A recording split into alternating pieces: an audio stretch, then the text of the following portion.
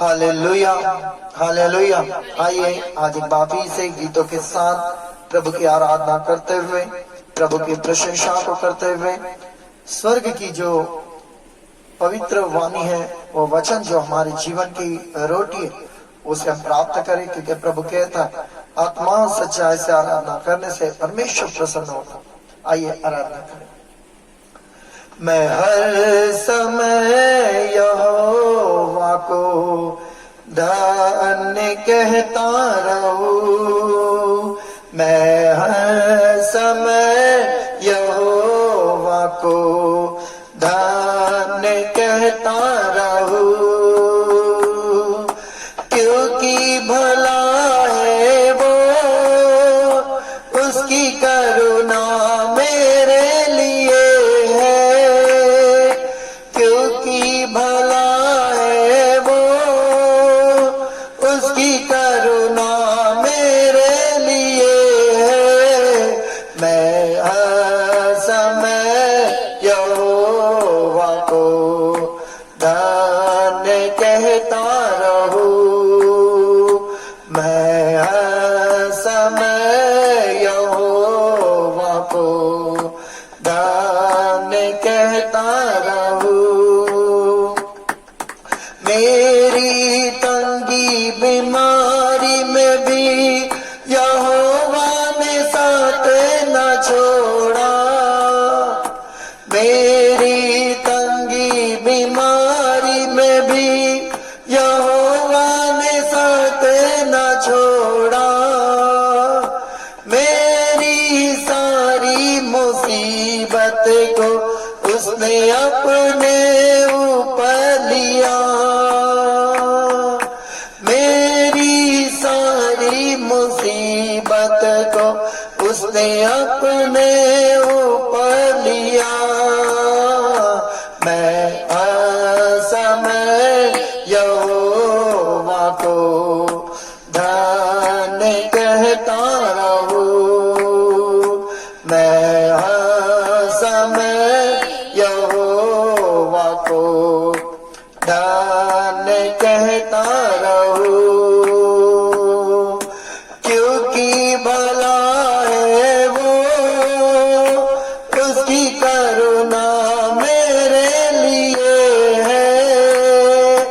क्योंकि भला है वो, उसकी करुणा मेरे लिए है।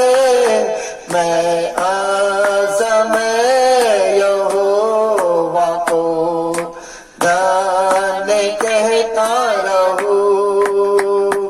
मैं हर समय यहोवा को धन्य कहता रहूं। Hallelujah, hallelujah. सच में परमेश्वर की हर एक बात, जो परमेश्वर के प्रेम को हमने पाया है, हम हर समय प्रभु का धन्यवाद करना। यही नहीं कि आज हम इतवार है इसीलिए प्रभु का धन्यवाद करना है, बिल्कुल ऐसा नहीं। हर एक समय। कारण क्या है? जब इस्राएल का परमेश्वर कभी सोता नहीं और कभी ऊँगता नहीं, तो हम भी हर समय प्रभु को धन्यवाद करना चाहिए। आइए आज के वचन को ध्यान करें। भजन संहिता उसका अध्याय 65, हाँ, और उसके वचन 4, 1 से लेकर 4 तक पढ़ना है। आइए पढ़ेंगे। हाँ सिस्टर पढ़ो। परमेश्वर, सियोन में स्तुति तेरी बाट जोती है और तेरे लिए मन्नतें पूरी की जाएंगी। हे प्रार्थना के सुनने वाले, सब प्राणी तेरे ही पास आएंगे। अधर्म के काम मुझ पर प्रबल हुए हैं, हमारे अपराधों को तू ढांप देगा। क्या ही धन्य है वह जिसको तू चुनकर अपने समीप आने देता है, कि वह तेरे आंगनों में वास करे। हम तेरे भवन के अर्थात तेरे पवित्र मंदिर के उत्तम उत्तम पदार्थों से तृप्त होंगे। आमीन। Hallelujah, hallelujah. सच में परमेश्वर बहुत ही भला और बहुत ही अच्छा है। आप अनेक बार प्रभु की प्रार्थना संगति में आते हैं, प्रभु के वचन को सुनते हैं, प्रभु के प्रेम को सुनते हैं, परंतु जो परमेश्वर अपने भक्तों के लिए कुछ योजनाओं को जो बनाता है वो एक विशेष होकर दिखाई देता। इसीलिए इस वचन में हमने जब प्रभु का दास दाऊद राजा ने जब उस अनुभव को पाया, वो अनुभव को उसने हमारे लिए बताया कि मैंने कैसे परमेश्वर के पास से एक उत्तम से उत्तम पदार्थों को या आशीष को मैंने पाया है।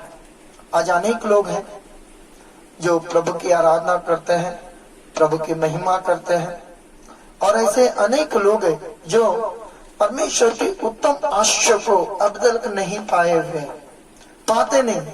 वो अनेक बार प्रार्थना में जाते हैं, प्रार्थना भी करते हैं, उपवास भी करते हैं, संगति को भी करते हैं, परंतु इसके बावजूद उनको परमेश्वर के पास से एक उत्तम जो पदार्थ या उत्तम बातें या उत्तम आशीष वो उन्हें प्राप्त नहीं होती।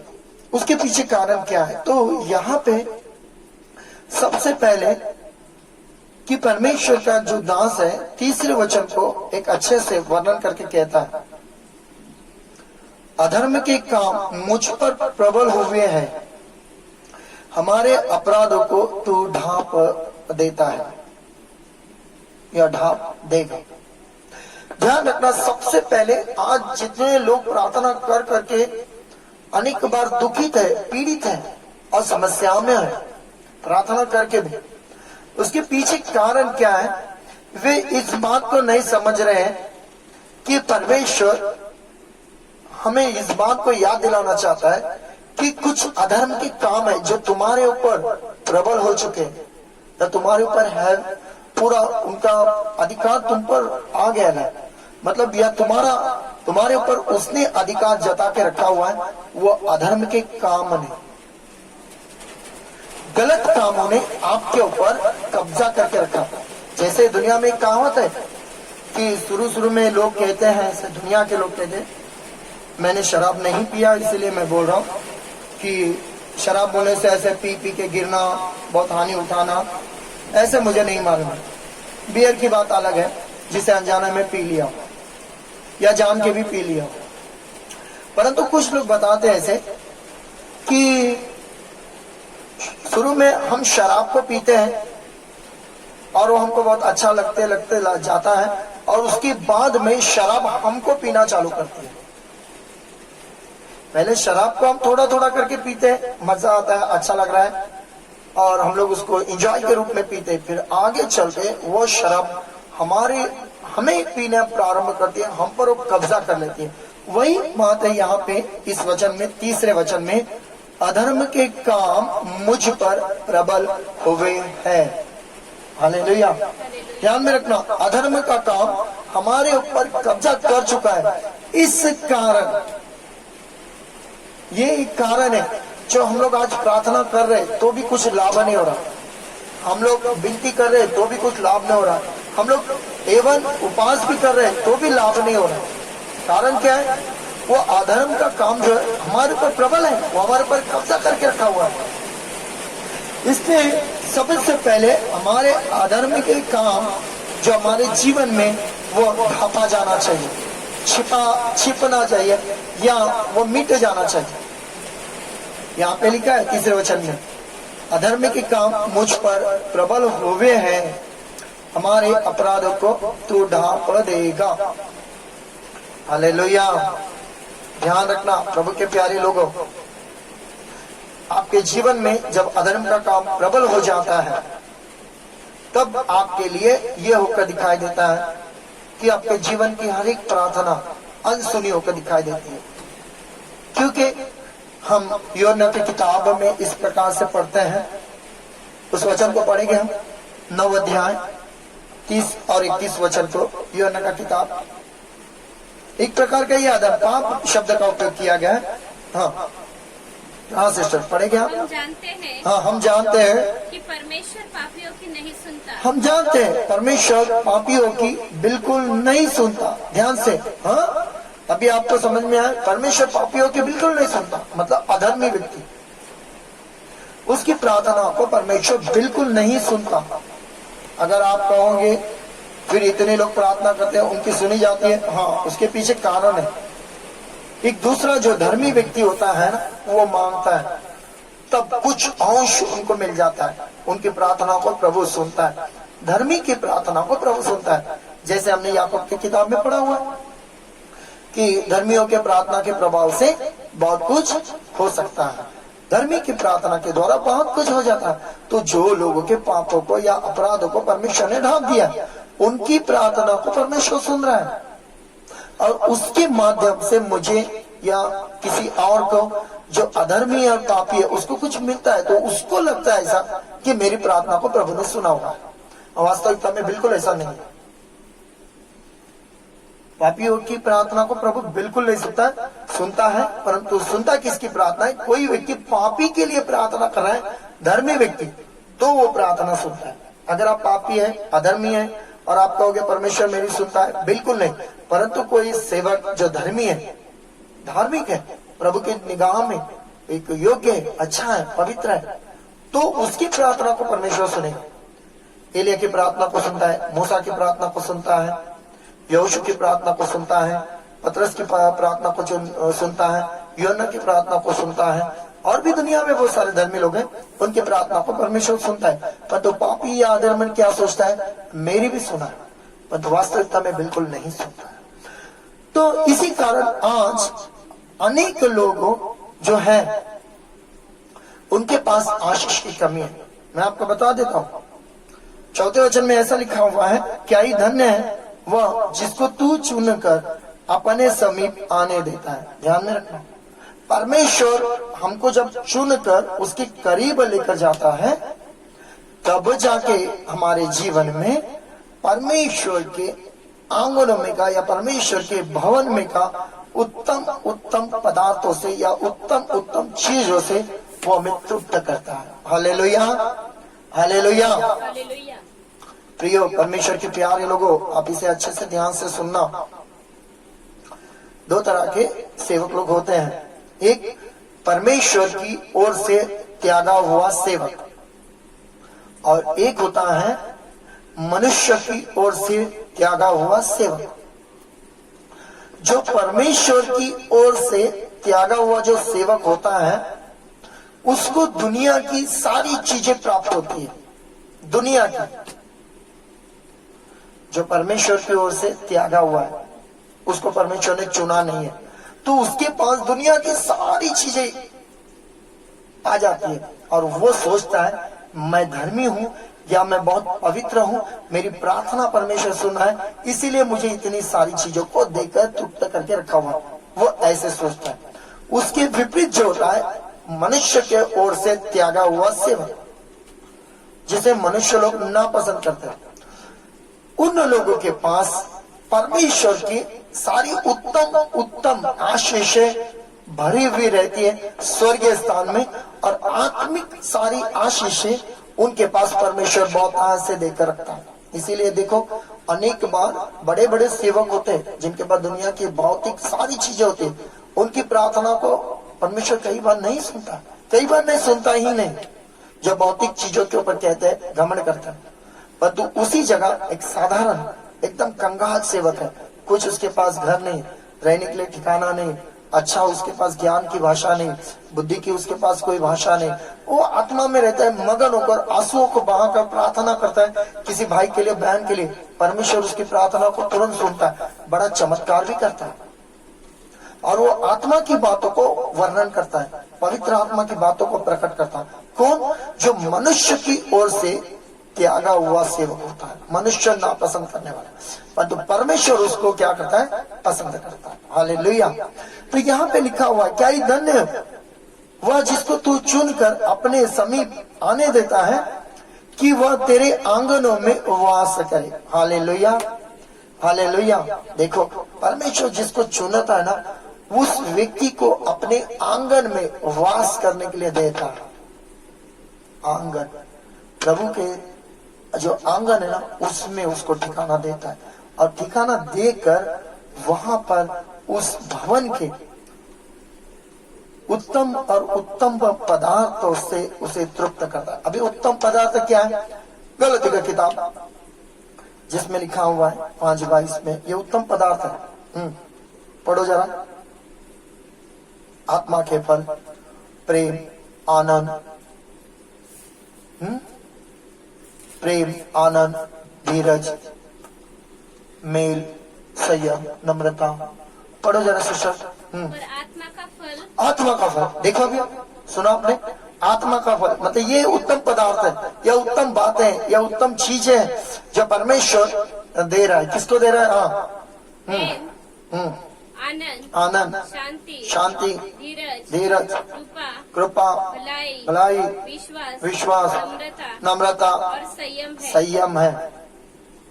ऐसे ऐसे कामों के विरोध में कोई भी व्यवस्था नहीं। Hallelujah, hallelujah, hallelujah. हालेलुया। वहाँ पे लिखा हुआ है ऐसे ऐसे कामों के जो साथ है, किसी भी प्रकार की व्यवस्था नहीं, दुनिया की कोई भी बातें नहीं होगी उनके साथ। परमेश्वर ऐसों को परमेश्वर अपने स्वर्ग के राज के लेते। ये उत्तम पदार्थ है जिसे परमेश्वर ने, जो परमेश्वर के करीब चले जाते हैं या परमेश्वर जिनको अपने करीब आने देता है ना, उनको ये परमेश्वर देकर तृप्त करता है। हालेलुया।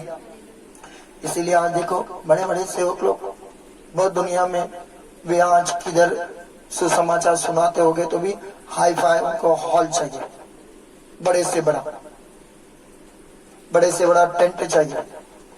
गौर गरीबों के बीच में जा नहीं सकते। आज इतना कोरोना फैला हुआ दुनिया में, देखो उनको कभी जाके किसी को एक खाना तक उन लोग खिला नहीं सकते रास्ते के ऊपर गरीबों को। क्यों? वो कहेंगे नहीं हमको वरदान नहीं, ये हमारे लिए नहीं, ये औरों के लिए। ऐसा बिल्कुल प्रभु ने नहीं कहा। प्रभु उल्टा कहता है, जब मैं भूखा था क्या तुम मुझे खाना खिलाने के लिए आए? जब मैं नंगा था क्या तुम मुझे वस्त्र पहनाने के लिए आए? बिल्कुल नहीं। जबकि प्रभु कहता है ये होना चाहिए, उन लोगों को नहीं होता। उसके विपरीत देखो दीन गरीब सेवक लोगों को, जिनका घर भी ठीक से नहीं है, जिनको वचन भी ठीक से प्रचार करने नहीं आता, जिनको अच्छे से प्रार्थना भी करने नहीं आती, जिनकी खूबसूरती भी अच्छी नहीं है, एकदम साधारण कपड़ों में दिखते हैं, सेवक भी नजर नहीं आते, इसके बावजूद वे लोग प्रभु के प्रेम से भरकर लोग समुदाय को जो संसार में उनके लिए सेवा का कार्य दिखाते और मसीह को प्रकट करके दिखाते उनके गुणों के द्वारा। हालेलुया। यही है उत्तम पदार्थ जिसे आज परमेश्वर अपने भक्तों को अपने करीब बुलाकर देता है। हालेलुया। सच में प्रिय परमेश्वर के प्यारे लोगों, आज परमेश्वर आपसे जो प्रेम कर रहा है तो आप उसके करीब आने चाहते हैं, ताकि आप जब उसके करीब आना चाहते हैं, आपको उत्तम पदार्थ पाने की एक बड़ी चाहत है, लालसा है, तो सबसे पहले आप इस बात को ध्यान रखना, आपके अधर्म के काम जिसे आपने किया और जिसके कारण आज आप परेशान हैं, उन कामों को सबसे पहले आप अपने जीवन से अलग कर लेना। यदि आप पुराने सारे गुनाहों के कामों को कर रहे हो, अधर्म के कामों को कर रहे हो, फिर कहते हो कि प्रभु मेरी प्रार्थना सुना है, तो निश्चित आपको बतला दूं, आप अपने आप को धोखा दे रहे हो, आप अपने आप को फंसा रहे हो। इसलिए आप प्रभु के साथ जुड़ा रहना चाहिए तो सबसे पहले आप अपने अधर्म के कामों को प्रभु के पास से दूर करने के लिए विनती करना चाहिए। प्रभु मेरे जीवन से अधर्म के काम दूर होने के लिए मैं तुझसे विनती करता हूँ, मेरी विनतियों को सुन। मैंने बहुत सारे अधर्म के कामों को किया, मैंने बहुत सारे गुनाह के कामों को किया। यीशु मसीह भी खुद कहता है मैं पापियों को बचाने के लिए इस दुनिया में आया। प्रभु आपको बचाने के लिए इस दुनिया में आया और धर्मियों के लिए बिल्कुल इस दुनिया में नहीं आया। बाइबल के पवित्र वचन में प्रभु यीशु मसीह कहते हैं कि मैं धर्मियों को नहीं परंतु पापियों को बचाने के लिए आया या बुलाने के लिए आया। मत्ती के शुभ वर्तमान में जब हम लोग 9 अध्याय के 13वें वचन को पढ़ने से, पढ़ो तो जरा सिस्टर, तुम इसका अर्थ सीख लो। मैं बलिदान को नहीं परंतु मैं क्या चाहता हूँ, मैं दया को चाहता हूँ। हाँ पढ़ो सिस्टर। इसलिए तुम जाकर इसका अर्थ सीख लो। हाँ हाँ, मैं बलिदान नहीं हाँ परंतु दया चाहता हूँ। हाँ, हालेलुया, हालेलुया। क्या बोलता है प्रभु, मैं बलिदान को बिल्कुल चाहता नहीं हूँ, तो मैं क्या चीज को चाहता हूँ, दया। 13वें अध्याय में लिखा, इसलिए इसका अर्थ सीख लो। मैं बलिदान तुमसे नहीं चाहता कि तुम कोई बलिदान करो, परंतु प्रभु चाहता है तुम क्या करना चाहिए, पापों को अंगीकार कर छोड़ देना चाहिए। प्रभु पापियों को बचाने के लिए दुनिया में आए। धर्मियों से उसका कैसा व्यवहार है, क्योंकि प्रभु जानता है धर्मी लोग को प्रभु के राज के लिए, तो पापी लोग जो अधर्मी लोग हैं वे लोग भी आशीष को पाना चाहिए, प्रभु की खुशियों को पाना चाहिए। इसीलिए प्रभु इस दुनिया में आज बचाने के लिए आया, हमारे पापों को ढांपने के लिए आया, हमारे अधर्म को ढांपने के लिए आया।